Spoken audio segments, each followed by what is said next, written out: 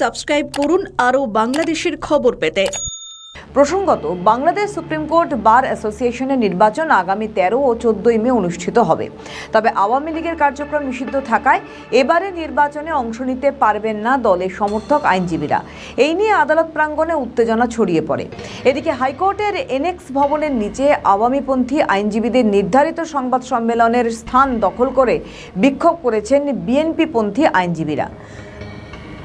2026 সালের bar council নির্বাচনে আওয়ামী লীগপন্থী আইনজীবীদের প্রতিদ্বন্দ্বিতা করতে না দেওয়ার সিদ্ধান্ত এবং মনোনয়ন বাতিলের ঘটনা নতুন বিতর্কের জন্ম দিয়েছে। জানা গিয়েছে, বিএনপিপন্থী আইনজীবীরা যারা বর্তমানে বার কাউন্সিলের অ্যাডহক কমিটিতে প্রভাবশালী, তারা ছাত্র জনতার অভ্যুত্থানে অংশগ্রহণকারী জুলাই যোদ্ধা ও সাধারণ আইনজীবীদের আবেদনের প্রেক্ষিতে এই সিদ্ধান্ত নিয়েছে।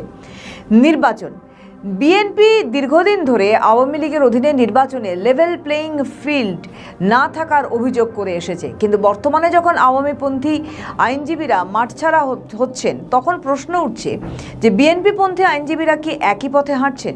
বিশ্লেষকদের মতে বিএনপি এখানে একটি নৈতিক সংকটে রয়েছে। একদিকে তারা চায় ফ্যাসিবাদের চিহ্ন মুছে দিতে, অন্যদিকে প্রতিযোগিতামূলক পরিবেশ নিশ্চিত না হলে তাদের দীর্ঘদিনের দাবিকৃত গণতান্ত্রিক স্বচ্ছতা প্রশ্নবিদ্ধ হয়। সমালোচকরা বলছেন এটি একটি পেশাদার সংস্থাকে দলীয় স্বার্থে ব্যবহারের চেষ্টা এবং ভিন্নমত দমনের নতুন নজির। আওয়ামী লীগপন্থী আইনজীবীরা অভিযোগ করেছেন নিয়ম বহির্ভূতভাবে তাদের প্রার্থিতা বাতিল করা হয়েছে। অন্যদিকে বিএনপিপন্থী আইনজীবীরা এটিকে গণতান্ত্রিক দায়বদ্ধতা হিসেবে দাবি করেছেন। এই অবস্থান দলীয় প্রতিপক্ষকে মাঠ থেকে সরিয়ে দেওয়া বিএনপির ভিতরে থাকা এক ধরনের ভীতি বা অনিশ্চয়তা হিসেবে দেখছেন বিশ্লেষকরা। তারা কি আওয়ামী লীগের পুনর্বাসনকে ভয় পাচ্ছেন? অন্যদিকে সামাজিক মাধ্যমে আইন উপদেষ্টা ডক্টর আসিফ নজরুলের আবেগঘন পোস্ট ও কান্নার দৃশ্য নিয়ে ব্যাপক আলোচনার সৃষ্টি হয়েছে। অনেকে প্রশ্ন তুলেছেন যে এই কান্না কি জুলাই আগস্টের গণহত্যার বিচার না পাওয়ার, নাকি রাজনৈতিকভাবে কোণঠাসা হয়ে পড়ার? কেউ কেউ আবার বলছেন যে এটি তার মনের গভীর থেকে আসা আবেগ, যা একজন শিক্ষাবিদ ও আইনি উপদেষ্টা হিসেবে দেশের বিচার ব্যবস্থা ও ন্যায় বিচারের ধীরগতি দেখে তৈরি হয়েছে। আবার রাজনৈতিক বিশ্লেষকরা অনেকে মনে করছেন যে এটি মায়াকান্না বা মাঠের নেতাকর্মীদের আবেগ ধরে রাখার কৌশল। অনেকের মতে দীর্ঘদিনের সহকর্মী বা পরিচিত জনদের রাজনৈতিক বিপর্যয় কিংবা বিচার বিভাগীয় সংস্কারের গুরুভার তাকে আবেগতাড়িত করেছে। তবে রাজনৈতিক বিশ্লেষকরা এর পিছনে ভিন্ন রহস্য খুঁজছেন। আসিফ নজরুল ছাত্র জনতার বিপ্লবের অন্যতম বুদ্ধির বৃত্তিক মুখ।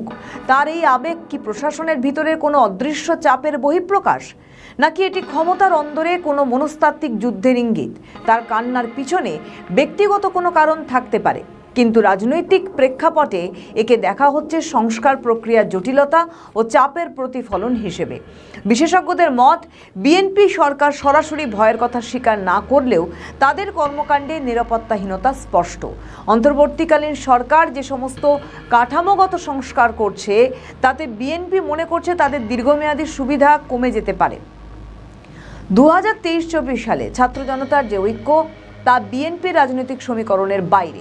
এই নতুন নেতৃত্ব যেমন এনসিপি যদি বিএনপিকে টেক্কা দেয়, তবে ক্ষমতায় ভারসাম্য নষ্ট হওয়ার ভয় আছে।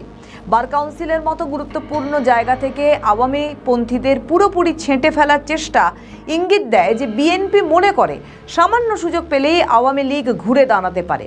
2026 সালের এপ্রিলের রাজনৈতিক বাস্তবতা হলো বিএনপি এখন অনেক বেশি আত্মবিশ্বাসী, কিন্তু একই সাথে তাদের মধ্যে কৌশলগত অস্থিরতাও তৈরি হয়েছে। আসিফ নজরুলের কান্না এবং আইনজীবী নির্বাচনের অস্থিরতা উভয়ই বর্তমান বাংলাদেশ